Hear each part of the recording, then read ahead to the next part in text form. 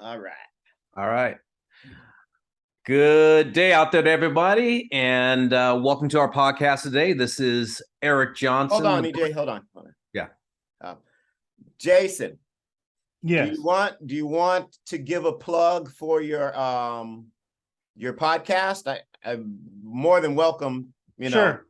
I'll kind of give you an intro to it, and then I'll let you give it, okay? Because that way you know how to have people get to it and that sort of thing. Okay. All right. Okay, EJ. I welcome in everyone today. Welcome to our podcast today with Brand the Source. This is Coach EJ, known as Eric Johnson, the brand.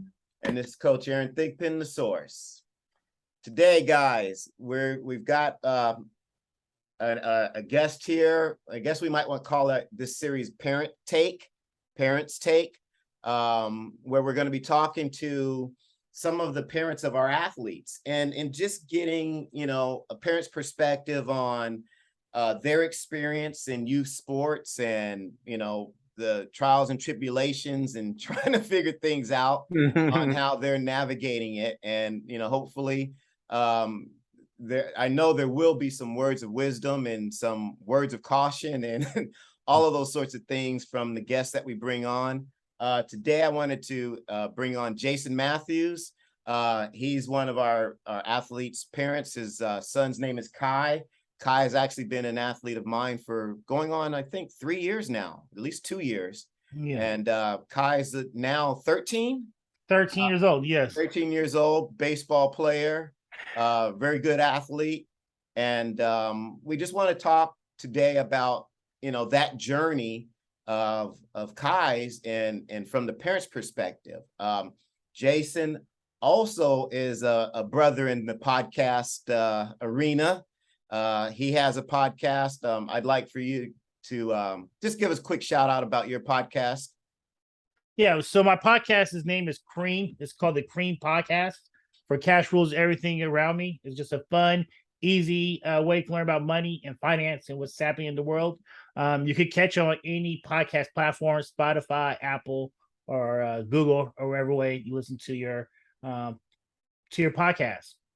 Guys, I really suggest that you check it out. It's really informative. I listened to it, especially if you guys happen to be Wu-Tang fans. Right. You'll like the Wu-Tang connection. Some of you guys might know by the name. That's a Wu-Tang reference. Yes. But, let's get started. Jace, tell us a little bit about Kai. So, Kai, my son is 13 years old, baseball player. He plays for Show California. He loves the game of baseball.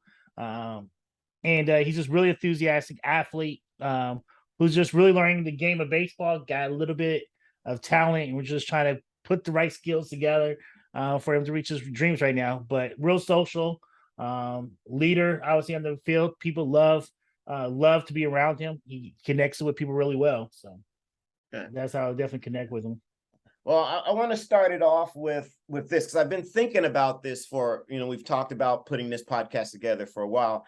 And this was one of the things that's really kind of been burning in my mind. I think there's critical points in an athlete's career where they've got to make transitions. And I think the first transition is from middle school to high school.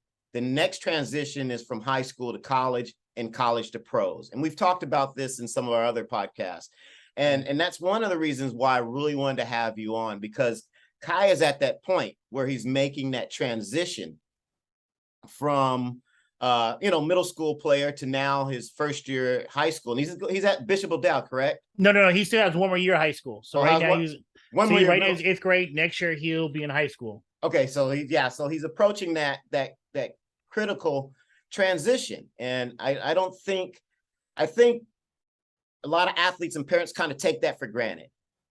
And I always say that there's levels to sports, and there's certain benchmarks where there's got to be a pointed change in your mentality, your physicality, your technical aspect of how you play the sport. All those things, there's certain bridges that you cross where you have to make that jump. And because the competition gets stiffer, the commitments get get bigger, all of those things. And I think that's where, you know, he's approaching that point. And I just kind of wanted to get, what are your thoughts about that? Yeah, so what I'm seeing out there in the world is you're starting to see water separate from oil, you would say, where you have certain kids who might have been the bigger kid just naturally growing up, who are now hit that point where they stagnated, while you have the kid who's more of the serious athlete who's trying to accomplish more, who's starting to put in more work, more effort, doing things besides just showing up for practice, but doing more things individually, might do things not just on the basketball court or baseball field, but more in the gym and other things. So you're seeing that separation of who's going to be that guy and who's just out here just trying to have fun, and just knowing that high school is going to be it. And I'm going to go and live my life. Or if I'm going to play high school, I'm just doing it for fun. And I'm not really just taking it to that next level. And we're starting to see that more and more as we're approaching, because with his age, a lot of his friends are freshmen now in high school, because his birthday's in December, while he still has some friends in 8th grade. But you were seeing that from the kids who was a lot bigger than him or a lot more athletic than him at 9 years old or 10 years old, especially because my son was a short, thick kid at the time. You wouldn't tell now, but he was a kid where I thought he'd probably just be at first base. But he definitely had transitioned out of that, and you can tell he's more of a serious athlete as far as what he wants to accomplish, far as this is just something for fun, or is that actually a dream for him? Yeah. Well, you know, I have a question for you, Jason. And it's kind of funny because I've watched Kai and I know Kai, and I saw Kai Aaron. It's funny because I watched Kai play. We played against Kai last year, and I watch him in the gym all the time, and he gets after it all the time. And I watched him last year, and I see him now, and I go, wow, that's just in a year. Look at the work he's put in. And Aaron, he's been with you for like 3 years previously. You know, and Jason, you hit something on that really resonated with me, is the fact that you've got those guys that are water and oil, you know, and those guys who are serious to get in high school. If they haven't done, here's my take on this whole thing, guys. If they haven't done anything prior to high school, they're behind the 8 ball. And you know when they're behind the 8 ball? Not their freshman year. It's their sophomore year when they got to make JV or varsity. That's when they're behind the 8 ball. And I don't think a lot of people realize that. It's like the first year you can get away with it. Big roster, 25, 30 guys.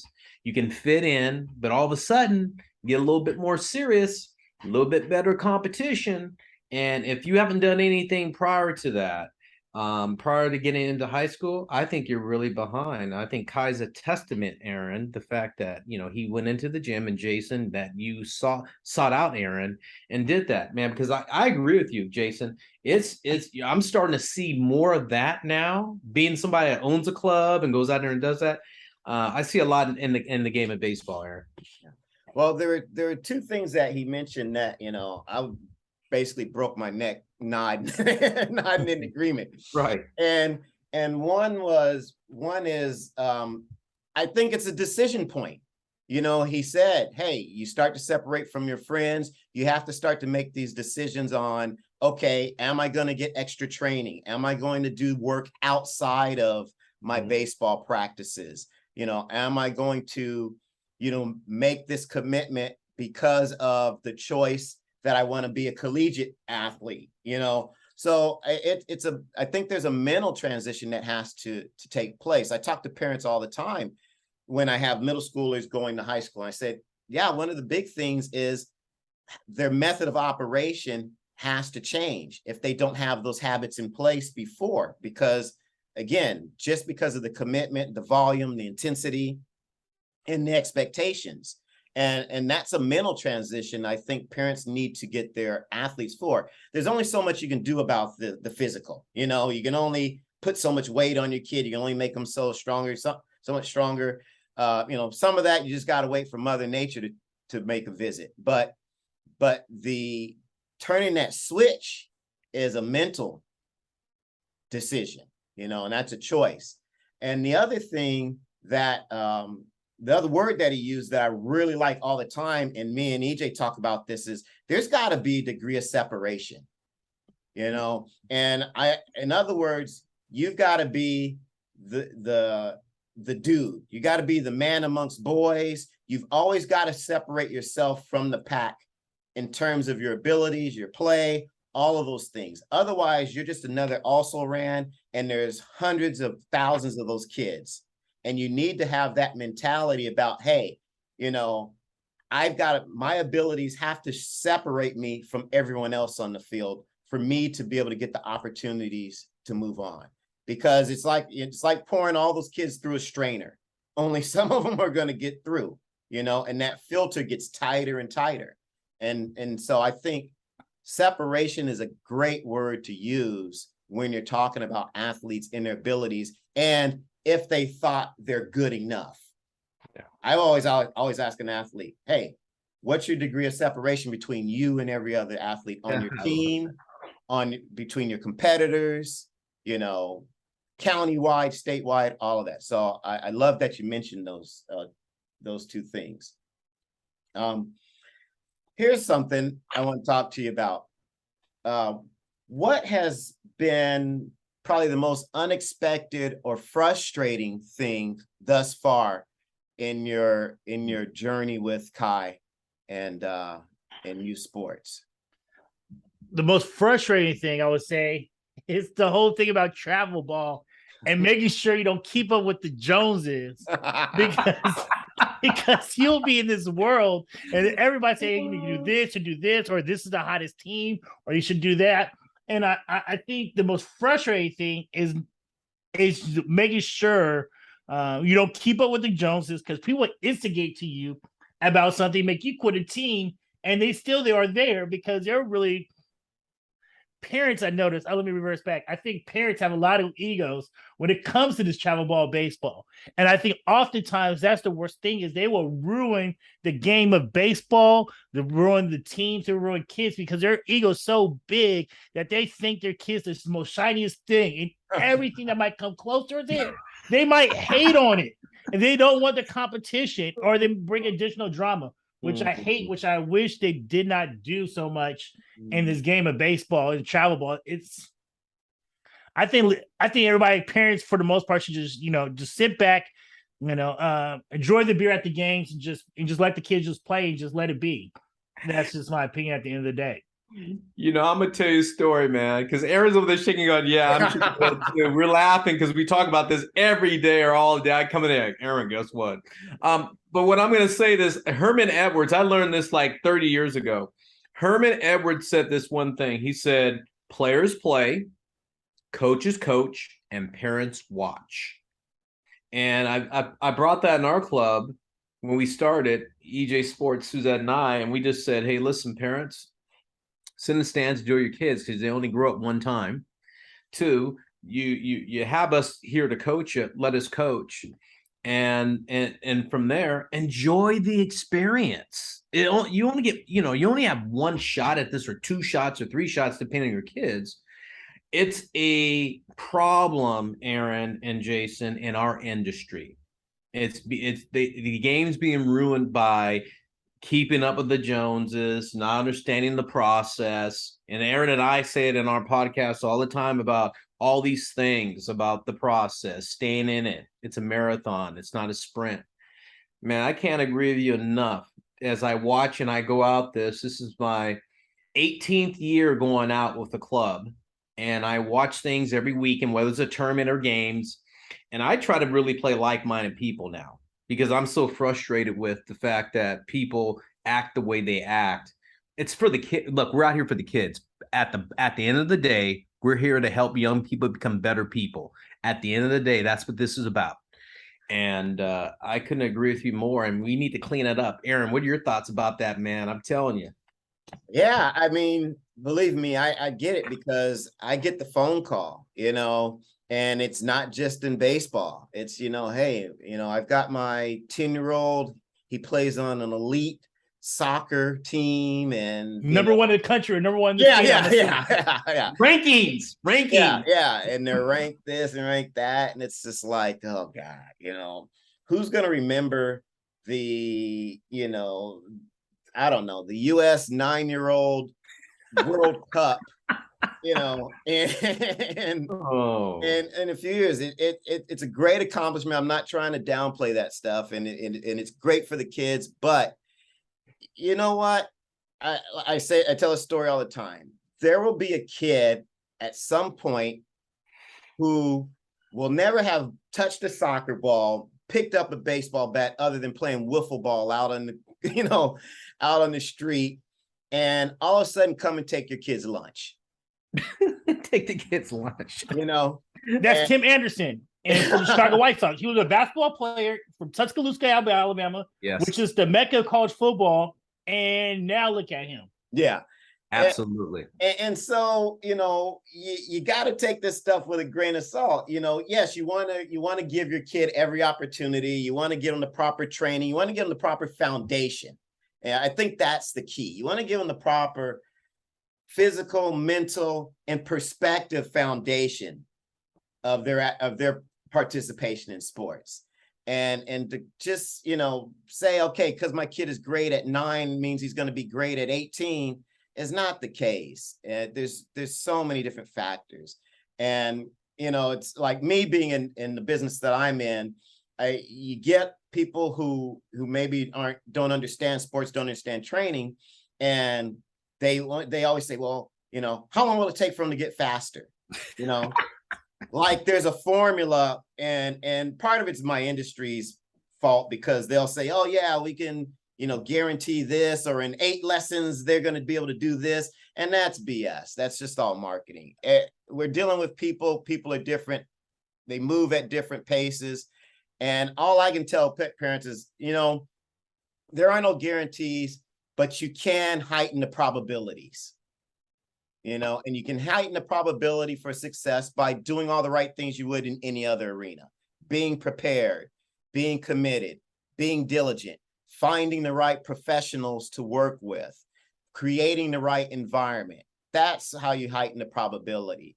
But in terms of guarantees, again, I've seen kids in track and field come out, and the only pair of shoes they own are, some beat up high tops, and blaze up everybody else down the track that's been, who's got the pristine Nike Flies, and, so you just don't know. You just don't know.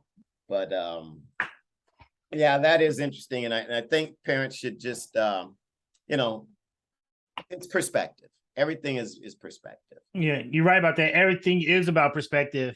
And the problem, I think, with your industry, not that you use sports side, but just in health issue, is the infomercial, right? Yeah. I get the perfect ass by just eating whatever I want, Right. and then do after 10 minutes a day for a month, I got the perfect six pack. Yeah. And we had this surgery, or people now doing all these different surgeries. Yeah. We're in a microwave society where people want quick fixes, Right. and we forget everything's a freaking process. Yeah. And we forget, when it comes to baseball, the hardest thing in sports is hitting a freaking baseball. And that's why I love having my son play baseball. And I want him to play baseball first. He would always get recruited to play football. But the reason I wanted to have him play baseball was that the challenges of playing baseball, how do you struggle when you're batting, when your bat's not hitting well? What's your attitude? How can you stay determined? How you control your temper, and how do you deal with failure, especially being an African-American child, where he might have more challenges than the next person growing up. I want him to play a sport where, I've been through challenges. I know how to overcome them. I know how I'm supposed to react.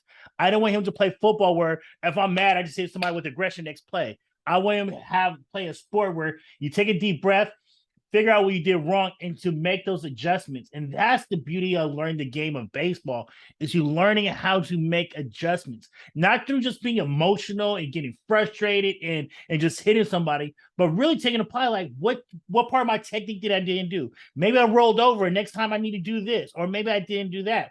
And thinking instead of just reacting, which I think is the beauty of the game of baseball, and the learning and the lessons of baseball that people just don't truly appreciate. When this whole process is harder than hitting a golf ball. You hear all these old guys play golf for the last 40 years and still haven't hit perfect golf ball. But yet we expect kids at 9, 10, 11, 12, 13, 14, 15 to always have guaranteed success all the time, which I don't think is realistic or true. Yep. That's a hey, you know what that is? Hey, Aaron, I'm you know what that bowing is? down, man. Mic drop. Yeah. Mic drop, Couldn't have man, said on it that one. better. Couldn't have said it better, man. You know, That's why you're on here, man. That's why you're on here. I love that. That great comment. Great comment. And you know what? You take that to heart. You know what, Aaron, me and Jason, I always say this. Baseball is a microcosm of your life. It really is. I find out the true characters behind young people by how they act on the baseball field. And Jason, you couldn't have said it any different or any more when you said, hey, you struggle, you deal with it, you gotta know how to navigate it.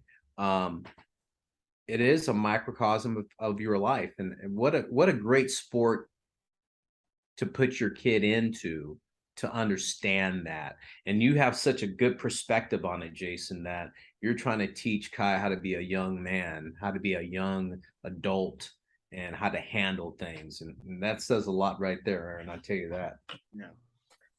Jace, I have a question. This is a little bit lighter top subject, but what would be the top 3 to 5 tourneys that you guys have experienced? And maybe why would you pick those, and what's maybe the value of going to those tourneys? Just, it could be for a competition, it could be for just the baseball experience, because again, you're a very insightful guy, because you're looking beyond just, batting averages and velocities and what your son should be getting out of this sport. So, if you were to pick your top 3 to 5 tourneys or baseball, He's shaking his head already. I know it. what would those be? I'd say number one is, we just came back from North Carolina, so we did the USA baseball in North Carolina. I'd say that's number one since it's fresh in my mind. The reason why we did that is I just want to see, where is that bar of competition? Like, where does he stack? Right on. Right. And so that's why we did that, just to see, not to say we're going to make the USA baseball team, right, but where do we stack, and where we're going, and right, where those gaps at? And right. What work do you need to do? Yeah, what work we need to do. And I see that's a gap that we have. Number 2 tournament that we did, we done some tournaments, but I see parents going all over the world, and we haven't done that. We always do an annual trip to USSSA World Series down in SoCal, and that's a great one for us because, one, we play great competition, right? SoCal's the mecca of youth baseball in the country, I would say, over Georgia, over Florida. I'm sorry to tell that to everybody else in the South. I want to say the West Coast has the best youth baseball in the country. But one is, we play great competition. He has a great time with his friends. We meet great people from all over the country, because you have people from Hawaii, Utah go to that tournament. So that's always our number 2. And then number 3, that's tough. It's tough out there. Maybe just from the baseball experience, like, you have a lot of people who talk about Cooperstown. You have people who talk about the Hank Aaron tournament. Again, maybe just from a cultural standpoint, culturally, for African American, culturally for the sport of baseball, what might be one of those things that, hey, this is going to be a great memory for my son. Yeah, for us, I want to do the Hank Aaron. I'm looking forward. Like, I seen, so a couple weeks ago, a lot of people don't know, the Hank Aaron Classic was on, which is the top African American and minority baseball players in the country. What? And you probably had a number of them in the Bay Area, which is really cool. And I would say it might be the top viewership show at MLB Network. I should look into it, because I know everybody was watching it dial in, and I don't think people watch MLB Network as much as they did that day. But for my son, he saw kids that he knew, he looked up to, playing in Atlanta, playing the game, and seeing the best competition, and seeing people who look like him. And that's one experience where we want to do within the next 3 or 4 years, whenever they call us to do it. And it's ran by MLB Network, and that's the one I'm super excited about is that, and then also area codes. I hope he's good enough to play area codes. One of one of your past speakers was just at area codes. My son looks up to him. He goes against me. Nas, and my son wants to do those. Those are like the ones area codes and Hank Aaron we really want to do. We're really excited about doing it if we have the possibility and everything runs its course that we were there. I think that'd be great. Hey, Aaron, he hitting the ones I like. You know, he hit the USA Baseball 1 North Carolina, NTIS, National Team Identification Series, which I'm a part of also. But I will say this is that you have the right attitude. You go back there to see what the bar is and to have a great experience and see what's out there. I love that. And then you talk about Hank Aaron. That's outstanding because you have people like Ken Griffey Jr., Jerry Emanuel, all these great like mentors that can mentor people that look like them. Number one. And then the third thing, what was your third tournament was the USSSA World Series SoCal. I think that's always been good at the youth level. Yeah. I see between 9 and 12. That's probably one of the great tournaments to be in between ages 9 and 12. So he's hitting all the right ones. You got area code 2, which is I think a good experience for the kids to go out and do because that raises the bar in your area. That you get to see, hey, what's out there in Northern California? Who are these guys I've read about or heard on Instagram? I shouldn't say read about. I should say on TikTok or Instagram or Twitter. What's going on there? Aaron, he's hit all the ones that that I think are really cool. And there's a process. And I'm gonna go back to this again because Aaron and I always talk about the process, man. Jay, you're involved in the process, man, because that's where you need to be. And a lot of people out there, if you're listening today, listen to this man. He's talking about the process. He's not talking about chasing trophies. Not talking about I got to go to this tournament. He's talking about working. He's talking about heighten his probability of getting better. So awesome, man. Aaron, we got a treat here today, man. This is great talking to him. EJ, just to kind of go off on a tangent here a little bit. EJ mentioned something that's pretty interesting, always interesting to me, and maybe a little bit of an annoyance because I'm kind of old school. But he mentioned the whole social media aspect, and obviously you're versed in social media because of your involvement with your podcast.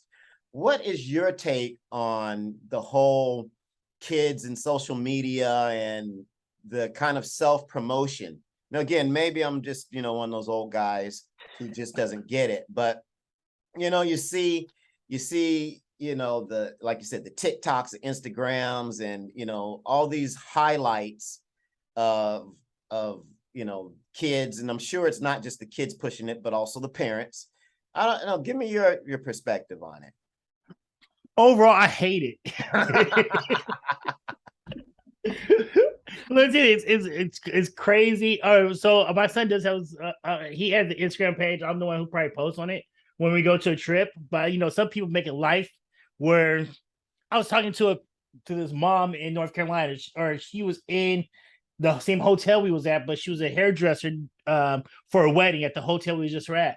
And I said, I feel like some parents are so involved with their kids because they have no other hobbies outside their kid. So that's why they post every single thing. And I have my own goals, my own dreams in life. And so I'm not there. One, I hate TikTok. I think all these kids are stuck on TikTok, and I think it makes us dumb down, stupid, and so on and so forth overall as a society. And I don't think it's good. Also, I'm not a big fan of it because the good thing about my son and where we at is my son is, like I say, he's a real social guy. He connects with a lot of people. And he saw a lot of the kids who are older. And he's seen that a lot of kids who are older are more, instead of it being a positive, they're probably getting more trouble with social media than they're not. Where they say something stupid, they act stupid. And I think the problem with social media right now is it does not allow kids to make mistakes like we did as a kid because everything they're posting is on there. Because kids, we know their brains don't fully develop until they're 2024, and so they know where they're going to do some dumb things. But if you post all your dumb stuff on there, you look bad. I hate also that parents are just so consumed posting every single little thing about every single thing positive for the kid, but they won't tell you the negative on there, which I think we have to go with the pros and the cons, right? it's great that our kids did something on social media, but talk about the challenges that you face. Yeah. My son didn't do that this and that, but only thing we posted is my son hit 2 bombs this weekend. Yeah, but he didn't tell us about those 10 strikeouts. Yeah. Right. Right. Or the ball went through his legs. So yeah. I think there needs to be a balance. I just think right now we are out of balance as a society because we're getting too consumed by social media, especially our young people, where we need to tell them get off of TikTok, get off of social media, and just keep grinding, keep working, and stop. Who cares what the next person doing? Be the best version of yourself. And that's just my view of it right now. And it kills me how much you see everybody on social media. I was at the airport, everybody's down. I said, look at your surroundings. There's a whole lot going on more than what you see on TikTok and everywhere else. And I don't know, man. As a society, we're getting overly consumed by it. That's just my view on social media. Well, it's kind of funny you mentioned that. And I get a kick out of this. Is if you go to every major league player and look on their Instagram page or their Twitter page, I don't know if you see 20% of the guys posting stuff. How about that one? No one really thinks about. Yeah. Okay, so you got 20% of major league players posting stuff, and that's it. I mean, there's not a lot going on there. And then the person posting stuff is not them, because how are they doing the stuff and posting it? They're not doing that. They have somebody that does it for them. But I think Jason says something valuable, and I think be engaged and have fun with it, but don't let it rule your life, man. Yeah. See, too many people on there just 3 or 4 hours a day. Parents post every single moment. I just think it's just too much. That's just my personal opinion from it. I'm very old school. I'm young, but I think I'm very old school when it comes to things. Hey, and I just listen to old school, man. I don't have to say it. I got someone right here. Here's my proxy. Exactly. And I guess how I am just in life is I just I love to, and maybe because my father had me at an older age, is I just love listening to people who've been there, done that, and just do what they said. So the more reason I got with Aaron originally was Will Ash, Will Ash, Johnny Ash. If people don't know, the legendary Johnny Ash, of course went you to do. Stanford, and then was in the actual system. He said, "You need to go see Aaron because he's going to teach your son not how to run." And I was like, "Huh?" He said, "Yeah, he's going." He said, "Will said he's going to teach your son how to run." So that's why I went to Aaron, because I wanted my son to know the right technique. And then afterwards, I remember the off season when he told us that, and we came back. I saw the difference where I started seeing kids who just pound the ground compared to being on their toes, who had the same body structure. But my son had that advantage of going to Aaron because of that. So I always just listen to people who've been there, done that. And I think one of the biggest challenges parents have is with baseball being you can have competition so close with each other, you don't know how to get your kids to the next level for as college or how Major League Baseball looks.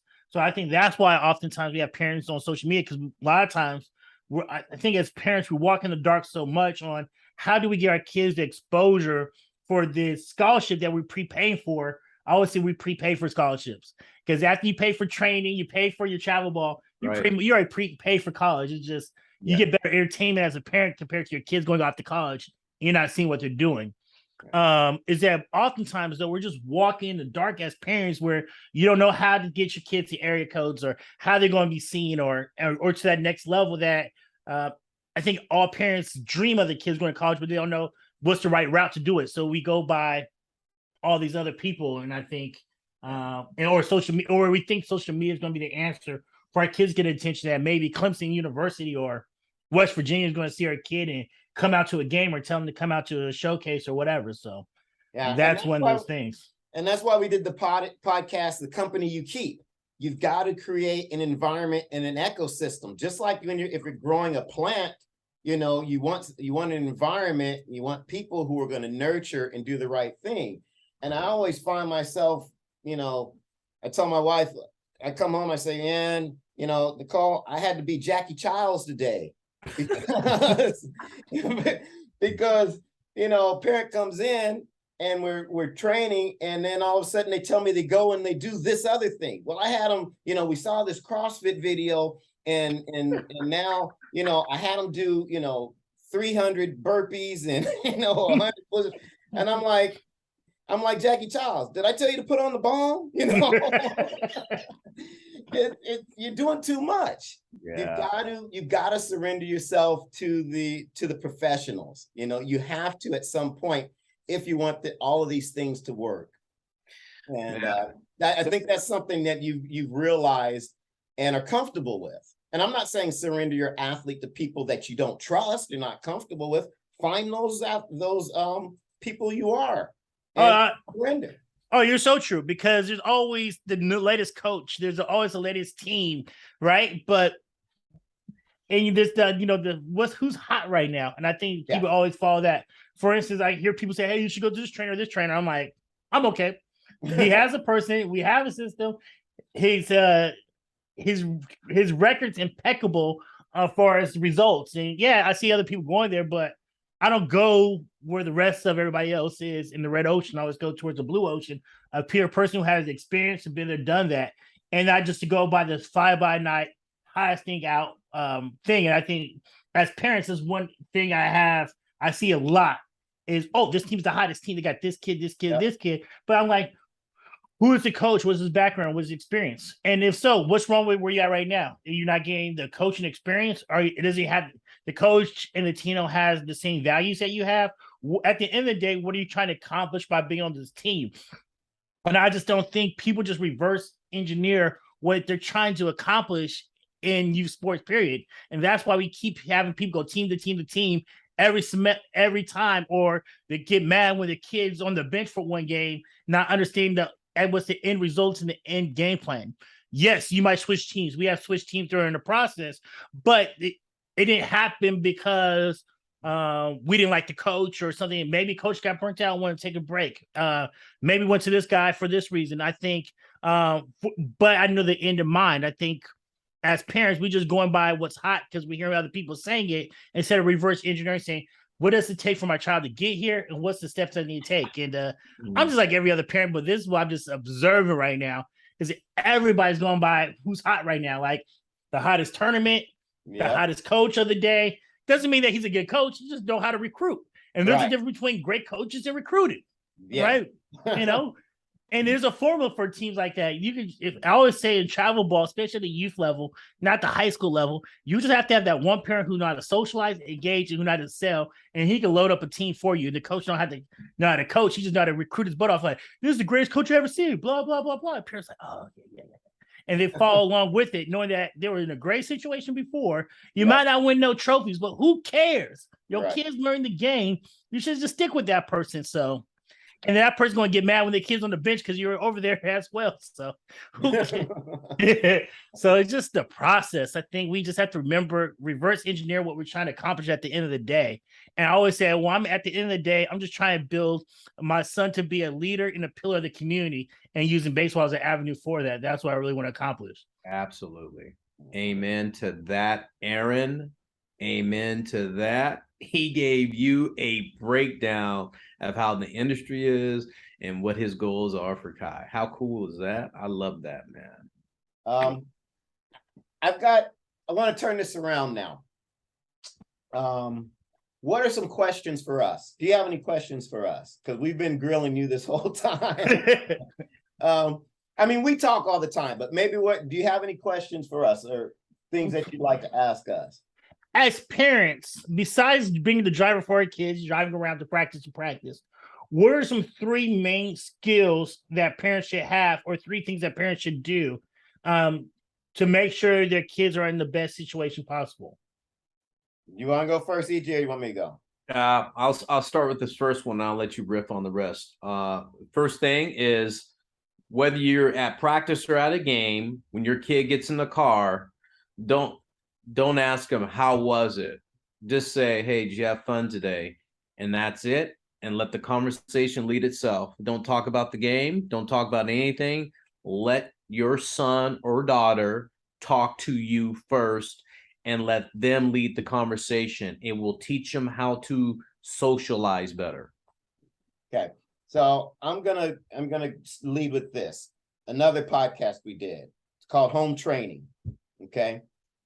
I think parents obviously are probably the biggest influence on an athlete in terms of their their motivation, their emotions, how they handle all of the trials and tribulations in sports. So they play, I think parents need to be strategic, not strategic in the sense of, okay, I'm going to get them the best bat and I'm going to get them the best shoes and I'm going to put them on the best team, but strategic in how you continue to develop your child emotionally and mentally. And you know what I mean by that is, I think parents need to teach their kids good communication skills. I think they need to teach their kids the value of commitment. And I think parents need to take the time to do their research.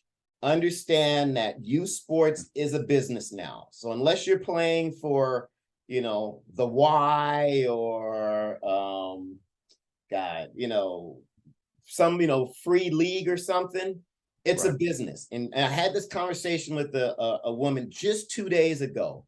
And my thing is, you've got to keep your eye on that North Star. What's your kid's North Star?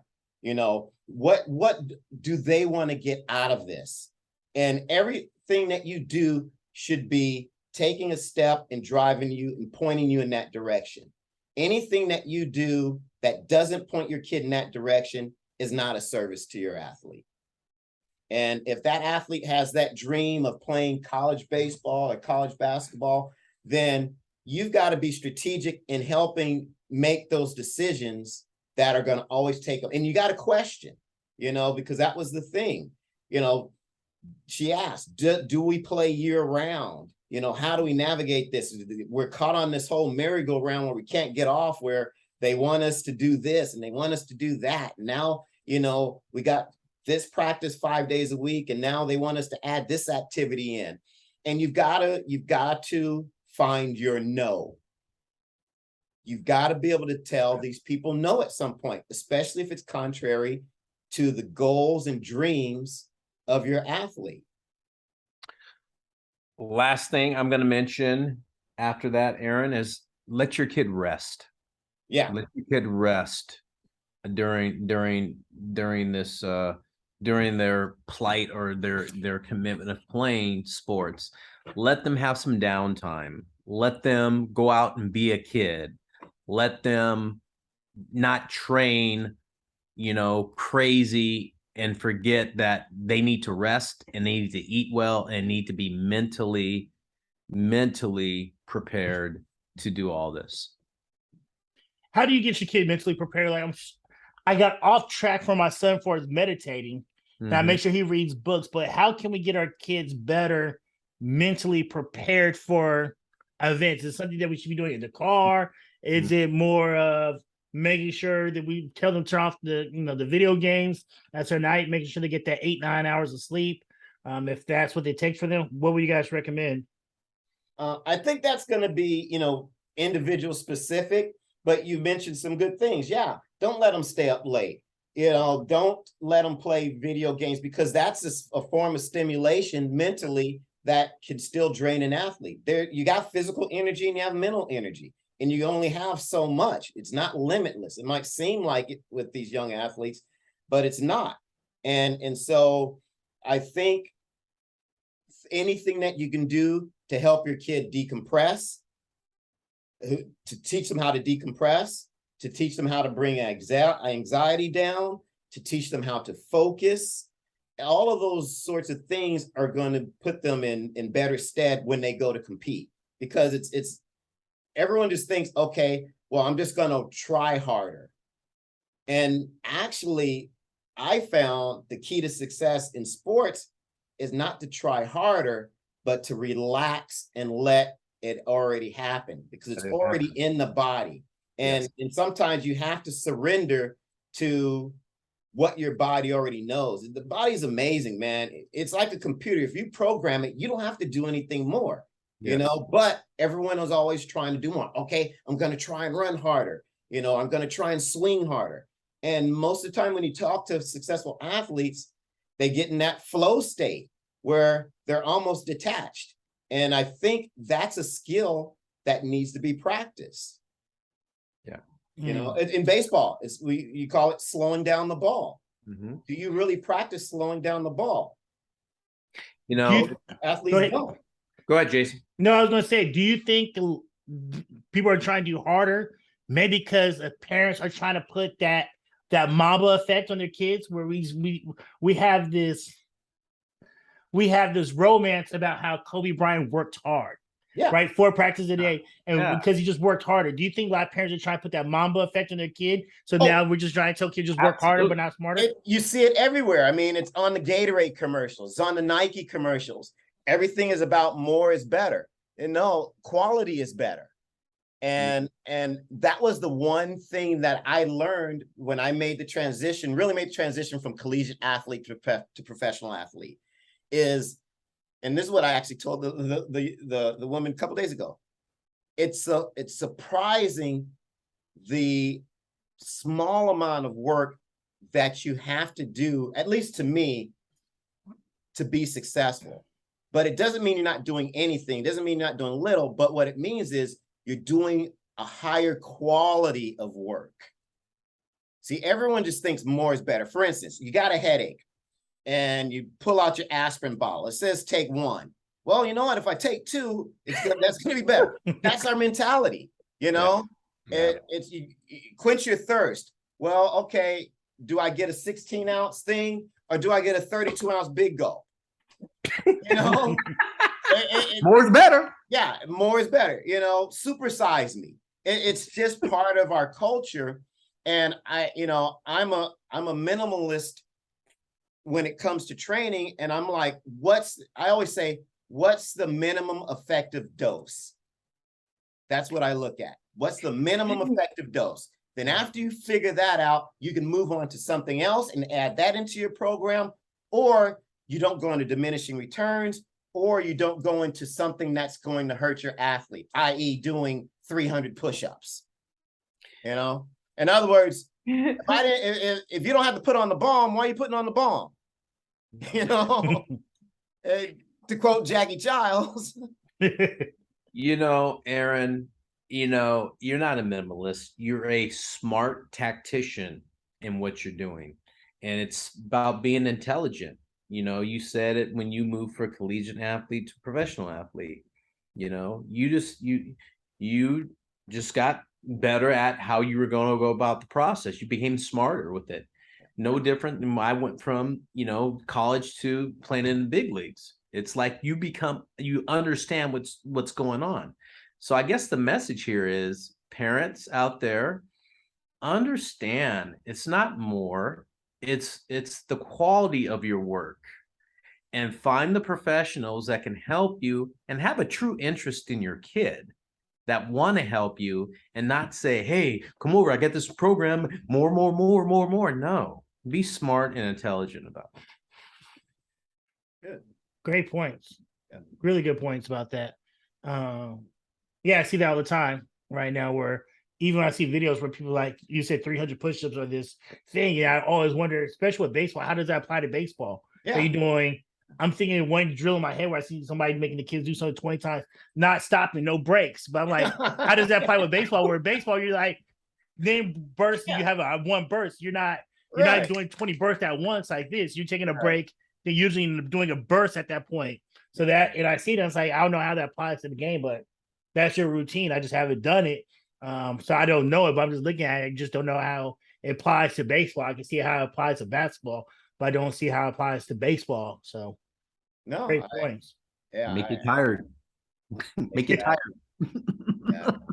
And baseball to me always, and EJ, you look, both of you guys have a lot more experience than me. And baseball to me is always the game of how you keep up with not having mental fatigue over physical fatigue, because you're doing the same pre-pitch 300 times, and that one time you slack off doing that one thing, is that when the ball gets hit to you, you're not paying attention, then, or you didn't do it, or your preparation, and then that's when you have a negative effect from it. Am I right? Or yeah, well, you're right, absolutely, because it's a routine, and people don't know how to take a break between pitches. See, like, you don't have to be focused and glued in at the batter the whole time.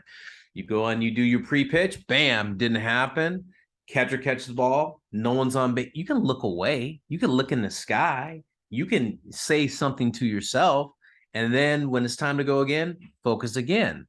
That's learning how to focus and when to focus, when to take a break, and when to turn it back on. And people don't talk a lot about that. They just think, oh, where's your pre-pitch? You got to be engaged every second. No, you don't. If you do that, you're going to be off that one repetition when you just like, oh, I'm mentally tired. You're tiring yourself out. You got to understand there's a smart way to go about it. Aaron said it a second ago. It's being smart about what you do and how to do it, the process. Yeah. And then things come automatic. And that's why it looks easy for professionals.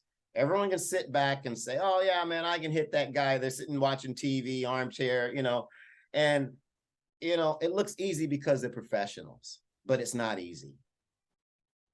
That's what makes them professional, right? Exactly. Professionals make things look easy. Barry Bonds made hitting in the water easy. Yeah. That's the hardest thing to do. Yeah. But you got to realize how that sauce is made, and there's a lot of people selling ketchup, and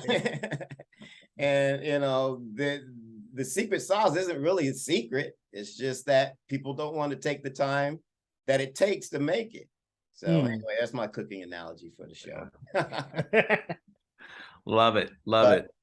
No, it was great talking to you. AJ, is there anything you want to add? No. Jason, anything else you want to ask us? I know we've gone quite a while. No, we'll definitely have you back on. There's more to discuss. We definitely want to continue checking in on Kai's travels through this whole journey. Right. And I think this was great. I think it was great for parents to hear your voice besides ours. No, it was great. I'm glad he actually has those questions. I'm always learning through this whole process. I know it's funny. I was talking to Cedric Henderson, and we were talking about. He said, "Think about it. You're only got 4 summers left." I was like, "Wow, time flies." So enjoy it. So just enjoy it. And so this is a lot of great things. You guys got a lot of golden nuggets that can definitely apply towards this journey with my son, and just making sure he could be the best version of himself. So I appreciate it. Right. Jason, thank you for joining us today. I really appreciate your insight. All right, no problem. Thank you guys. I appreciate it. Thank you so much.